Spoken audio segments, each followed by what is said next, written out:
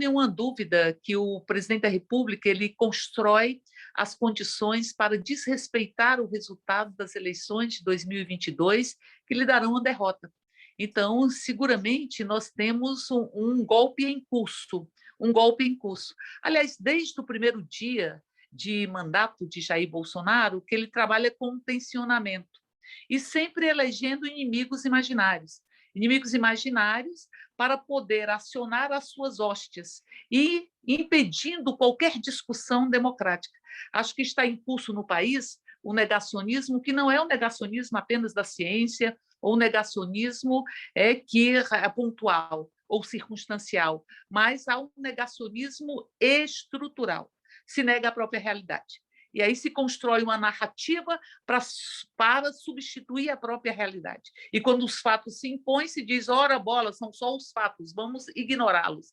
E, portanto, como você não tem como limite a realidade para a discussão de ideias, porque se há a realidade, tem várias interpretações dela, e ali se estabelece o debate democrático. Mas como você constrói uma narrativa para substituir essa realidade, dentro dela só cabem aqueles que concordam com esta narrativa falsa. Então, você exclui qualquer debate democrático. Todas as vezes que o presidente é confrontado, ele não entra no mérito, elege um inimigo imaginário e, ao mesmo tempo, vocifera e aciona as suas hostes para buscar dar uma resposta. Então, nós estamos vivenciando um momento extremamente trágico da história brasileira. E na minha vida, que comecei a minha vida política enfrentando a ditadura militar, eu aprendi que ovo de serpente a gente não ignora. Se nós ignorarmos os ovos de serpente, a gente vai, em determinado dia, acordar cheio de serpentes à nossa volta. Por isso é preciso enfrentar. Ele está testando as instituições, colocando a democracia para dançar na beira do abismo, fazendo pactos letais à própria democracia e à própria liberdade neste país. Esta demonstração de ontem vem nesse sentido. Ora, não existem coincidências. E eu, que moro em Brasília, nunca vi que essas manobras pudessem adentrar a esplanada dos ministérios, se postarem na Praça dos Três Poderes e ali enfrentar o próprio legislativo. Enfrenta-se o legislativo como ele enfrenta também o poder judiciário e vai buscando construir as condições para ter respaldo, inclusive respaldo armado, para um golpe que virá, porque ele perderá as próximas eleições, que nós vamos ter que evitar que ele se consolide ou que aconteça num pacto e numa defesa intransigente e suprapartidária da própria democracia. Deputada, hoje o Jair Bolsonaro, o presidente Bolsonaro, conseguiu juntar na mesma sequência de palavras, de frases, o Foro de São Paulo, as Farc, o PCC e o TSE, como sendo artífices de 12 milhões de votos que teriam sido retirados dele, e ele faz essa lógica dizendo ao mesmo tempo que 3 vezes que não tem provas. Então, que presidente é esse?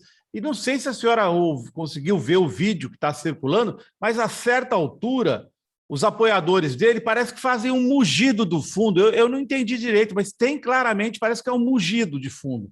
Quem é esse povo que tá acreditando a essa altura nisso? Então, você tem um presidente que tem como metodologia política o ódio e a própria mentira. Então, são 2 características que construíram o palanque eleitoral. Bolsonaro foi eleito com uma série de mentiras, uma profusão de mentiras a serem espalhadas e com a construção de uma cultura de ódio, que também é derivada de uma cultura do medo. Se impõe tanto medo, e aí se constrói a destruição da possibilidade de organizações populares. Ou você veja que uma das primeiras ações de Bolsonaro foi atacar os conselhos, que estariam dentro de uma política de participação social na elaboração das políticas públicas e na sua fiscalização. Então, você constrói uma cultura de medo, uma cultura do ódio e vai destruindo os instrumentos que a sociedade conquistou e construiu para efetivamente termos uma democracia participativa e termos uma participação popular que é fundamental para que nós possamos ter um Brasil com eivado de cidadania e de democracia. E veja, assim, que tem uma captura do Estado, não é? O Estado é capturado, o Ministério do Meio Ambiente é capturado por uma política antiambiental, o Ministério da Defesa dos Direitos das Mulheres por uma política antifeminista, a Fundação Palmares. O que está na Fundação Palmares? É o racismo puro, é o racismo puro. Portanto, você captura o Estado. E o que é um ministro da Educação que chega na Câmara e diz que nós cumprimos um desserviço para a nação ao derrubarmos o veto que assegura a conectividade das escolas, ou dizer que as universidades não são para todos, ou dizer que os reitores são todos esquerdistas, enfim, ou coisa que o valha, desrespeitando o desenvolvimento da consciência crítica, a liberdade de cátedra, e querendo fazer o inverso daquilo que Rubem Alves fala, que o Rubem Alves, quando fala da lenda de Pinóquio, ele diz que era um boneco de pau, marionete, que se transformou em gente. Ele quer transformar a gente em boneco de pau e em marionete. Portanto, eu penso que este governo, que tem 3 segmentos que lhe dão apoio, o Centrão, aqui na Câmara, que a Câmara se transformou no maior respaldo institucional que a política bolsonarista tem, mas, ao mesmo tempo, os fundamentalistas originários, sejam punitivistas, religiosos ou patrimonialistas, onde se inclui os ruralistas, e o próprio mercado. Então, ele vai todo o tempo está tentando agradar esses segmentos para poder desenvolver o único projeto que ele expressa, que é o projeto eleitoral para o ano que vem. É como se ele tivesse perdido a noção do próprio tempo, porque nós não estamos em 2022, nós estamos em 2021, com a inflação às alturas, com um recorde de desempregados, com o país queimando, ou seja, nós estamos com mais de 560 mil pessoas que se foram, que em parte sempre é amor de alguém, e essa necropolítica continua atingindo, inclusive, de forma mais profunda, determinados corpos. São corpos específicos os mais atingidos por essa necropolítica. Então, eu penso que este governo vai até o final na tensão permanente, porque nunca deixou de tensionar, de eleger inimigos imaginários, isso é característica do próprio arbítrio, vai até o final na ausência de empatia, vai até o final entregando pedaços do Brasil e dos direitos a estes segmentos, e particularmente ao mercado, para se manter no governo, apesar de todos os crimes que tem cometido todos os dias. Deputada, me preocupa muito, porque no começo do governo Bolsonaro a gente ouvia muito falar de liberais dizendo não, o Bolsonaro é controlável. Mas o Bolsonaro, depois disso, tomou conta da PGR, tomou conta da Polícia Federal, a senhora não mencionou o aparelhamento que ele acusava o PT de fazer, ele fez com a Polícia Federal, com parcelas do Ministério Público, com o Procurador-Geral da República e, mais surpreendentemente, na votação de ontem, tudo bem, pode ter sido uma briga interna dos tucanos entre o Dória e o Aécio Neves, mas os tucanos votaram majoritariamente pelo voto impresso. E assim também aconteceu com o DEM, com partidos cujos líderes diziam que não. A senhora não ficou preocupada com o resultado de ontem, do ponto de vista do simbólico do número de votos? Eu diria que houve, se analisarmos por outro lado, houve uma pressão imensa do próprio governo. E o governo tem feito do parlamento uma estrutura que apoia a sua própria política no que é fundamental para ele se manter e sobreviver. É como se fosse assim, o mercado ruge, o Centrão urge e cobra muito caro por isso. Então, vejam, o próprio líder do PSL, ele chegou a dizer que assim, não, nós precisamos adiar essa discussão porque a gente está caminhando para ganhar mais votos. Ou seja, é um sincericídio, né? Eles estavam comprando o voto ali no... porque nós queremos ter as condições de ganhar. É o mesmo sentido da fala da presidente da CCJ, quando diz que nós vamos colocar para votar as matérias quando nós sentirmos que há condições para que ela seja aprovada. É como se o parlamento tivesse que responder aos ditames do próprio presidente. Então, eu diria que, frente a toda a pressão que o parlamento sofreu, frente à tentativa e a todos os métodos, nós estamos com orçamento paralelo. Aliás, é um governo da clandestinidade. É um Ministério da Saúde, política da saúde clandestina, é um orçamento clandestino, é um governo o sigilo que vai proteger os filhos do presidente por dezenas, décadas, enfim, é tudo governo da clandestinidade, é como se fosse o governo do subterrâneo, das condições subterrâneas. Estamos vendo isso, inclusive, na CPI da Covid, quando nós estamos vendo que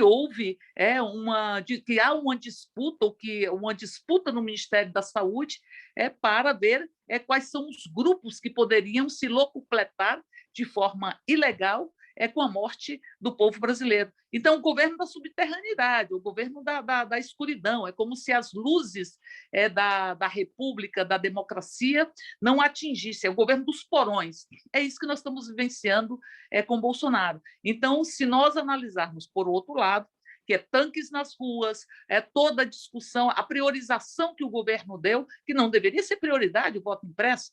Nós estamos com um país que precisa sair das diversas crises que estão trançadas, crise econômica, crise social, crises que recrudesceram com a própria postura do governo e que o governo agregou outras crises, como crise institucional, crise ética, enfim, é um trançar de crise.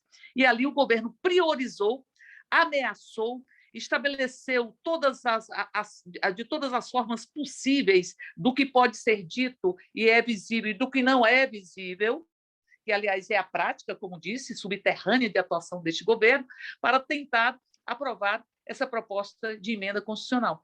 E não aprovou. Por isso, eu diria que esse discurso que os governistas ou os bolsonaristas querem impor de que tiveram a maioria é um discurso frágil. Eles foram derrotados, porque não conseguiram os votos necessários para aprovar esta proposição que se constitui num instrumento, penso eu, para buscar fraudar as próximas eleições, ou questionar o resultado delas. Isso é uma demonstração, dentre outras coisas, de que o governo tem consciência da sua própria fragilidade e consciência da construção na sociedade de uma consciência de que não podemos mais admitir o que está no Palácio do Planalto. Aliás, que eu não posso nem chamar de governo, mas o que está ostentando uma faixa presidencial.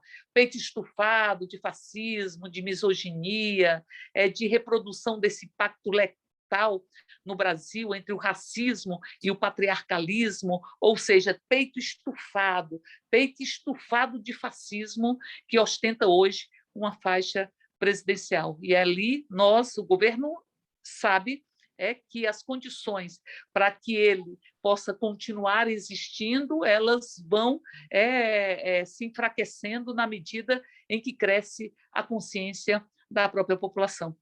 Finalmente, deputada, me surpreendeu muito, depois do comunicado assinado pelo ministro da Defesa e por os ministros, que veio o comandante da Aeronáutica dando uma entrevista com a cara de pau de sugerir que o ex-ministro general da Ativa e o Élcio Franco estariam blindados pelos militares na CPI. Quer dizer, ele sugeriu que ali era o limite. Os dois ocupam cargos hoje, né? O ex-ministro e o Élcio Franco. E mais, os militares estão vendidos, vendidos no sentido de que eles acreditam na fraude. A senhora acha que isso, a pergunta de 20 milhões de dólares, vai acabar numa tentativa, que será fracassada certamente, mas numa tentativa de golpe? Então, eu penso que assim, o que está posto desde o primeiro momento é o teste das instituições, para ver como elas respondem. Então, toda hora é o cabo e soldado, são os limites da própria Constituição, a existência ou não de eleições. e, inclusive, se utilizando porta-vozes militares, como o ministro da Defesa, que é o que tudo indica, ameaçou de que, se não houvesse aprovação do voto impresso, não teríamos eleições no próximo ano. Então, é um teste permanente. Que Bolsonaro vai tentar golpear o resultado das eleições, eu não tenho nenhuma dúvida. Eu não tenho nenhuma dúvida que ele se dedica a isso, porque é um atestado de que ele percebe que não ganhará as próximas eleições. A gente não quer esperar para 2022, porque 2022, até lá, é muita necropolítica, muito genocídio da ciência, da ideia, da democracia, da liberdade, é muita apropriação do Estado para o exercício do contrário ao que se propõe as políticas públicas, que está, inclusive, bem expresso nessa PEC 32. Essa proposta de emenda constitucional 32 é colocar o Estado a serviço da iniciativa privada e a serviço do próprio governante. Então, portanto, é isso, é se apropriar do Estado como se o Estado fosse A senhora sua fala da propriedade. reforma administrativa, né? Da dita reforma administrativa. Que é porque, que aí verdade, o Centrão, lá em Bauru, vou usar Bauru como um exemplo, que é a minha cidade, o Centrão lá em Bauru vai eleger um prefeito, o prefeito vai indicar os funcionários públicos, sem fazer concurso. E aí, como me disse com muita propriedade uma pessoa que estudou a reforma pretendida, a reforma agrária, de certa forma, foi municipalizada. E aí o prefeito e os vereadores, todos do Centrão, vão poder, inclusive, distribuir terra para os seus... Quer dizer, eles armaram uma arapuca muito boa, do ponto de vista deles, para tomar de assalto, não o governo central, que já está na mão do Bolsonaro, mas para tomar todas as prefeituras e as câmeras de vereadores, para tomar o Estado, mas em escala nacional, e tomar a capacidade, inclusive, de dar prebendas para os amigos. Estou aqui a terra para você, quer dizer, é uma esculhambação do Estado brasileiro. É colocar o Estado em um balcão de negócios, não é? Então, o Bolsonaro falou isso, ele falou: o prefeito pode chegar, demitir quem ele quiser, contratar quem ele queira, e o Estado é o Estado a serviço do governante. Aquela reunião ministerial, ela demonstrou isso. Primeiro, com o passar a boiada, se utilizar da pandemia para poder destruir o meio ambiente, exercer uma política a serviço dos segmentos a quem Bolsonaro presta absoluta solidariedade e obediência. Mas também ali foi dito que era para colocar a granada no bolso do servidor, e também foi dito pelo próprio presidente... É verdade, bem lembrado. Que ele não iria admitir perseguições perseguições aos seus amigos e familiares. Então, estas falas que representam o que é este governo, a sua tentativa de se apropriar do Estado, para lhe servir como se fosse o próprio Estado, né? Lembrando o que falou Luís XIV, o Estado sou eu, é como se o Estado me pertencesse, fosse minha propriedade, ela está presente nessa PEC 32. Aí, quando você lembra de Celso Furtado, que dizia: para que serve o Estado? O Estado serve para enfrentar os problemas nacionais, onde se encontram, inclusive, as desigualdades, as diversas desigualdades, nenhuma delas é solitária, ela sempre alimenta outra desigualdade, que fazem parte da história de um Brasil que não fez nenhum luto do colonialismo, nem da escravidão, nem da ditadura, e agora está bastante visível. Então, portanto, ele vai tentar e está construindo todos os dias a possibilidade de desrespeitar os resultados da própria eleição. Eleição de 2022. E, ao mesmo tempo, busca, penso eu, ter respaldo armado para isso. E eu penso que não conseguirá. Então, os tanques representam isso. Os tanques, metaforicamente, eles estão presentes no governo Bolsonaro todos os dias. Esses tanques, como ameaça, enfim, ameaça a própria liberdade, ameaça ao Estado democrático, há uma concepção de freios e contrapesos que existe no Estado, a independência dos poderes, enfim, ele faz parte do discurso de Bolsonaro. Nós tivemos ontem a literalidade desta ameaça, que não surtiu efeito para que eles pudessem intimidar o parlamento de forma tão profunda que tivessem aprovado a sua proposta de emenda constitucional, que seria um instrumento para poder, enfim, estar questionando e desrespeitando as próprias eleições. Aliás, não tem nenhuma prova, não tem, construída essa concepção através de mentiras, mas também é o velho discurso dos fascistas de buscar inimigos imaginários, de buscar, enfim, justificar o que é injustificável do ponto de vista da cidadania, da soberania, da liberdade, verdade. Então, a liberdade está muito ameaçada, a democracia está muito ameaçada. Por isso, penso eu, nós temos que nos organizarmos para assegurar a democracia plena, que também pressupõe a existência de direitos. Sem direitos, a democracia ela é uma democracia de baixa intensidade. E, sem democracia, os direitos tendem a ser eliminados e enfraquecidos. Então, urge que a gente retire, diria, esse joelho que está na nossa garganta, né? Que a gente possa respirar os ares do Estado, que a gente possa enfrentar os ovos de serpente. Os ovos de serpente precisam ser sempre enfrentados, como disse no início. Deputado, eu queria lhe agradecer muito pela entrevista e pela lembrança da PEC 32, porque ao entrevistar essa sindicalista, Marcela Machado, a minha ficha caiu. O porquê do Centrão ter abraçado o Bolsonaro, porque ela falou, é uma articulação perfeita para o Centrão, o Bolsonaro, no poder, porque eles são donos de centenas ou milhares de prefeituras no Brasil todo, e além de poder indicar os funcionários públicos sem concurso, de poder fazer a reforma agrária municipalizada, eles também terão acesso a todas as verbas que são da educação e da saúde locais para fazer política local e consolidar finalmente o Centrão, que sempre foi um apêndice para o Centrão se transformar no verdadeiro governante do Brasil. Então, a PEC 32 realmente é essencial para esse projeto.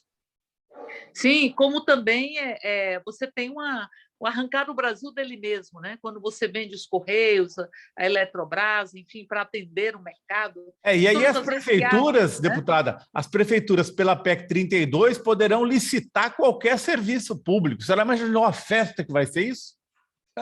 Não, enfim, é o Estado servindo ao governante. Então, é o Estado do compadrio, né?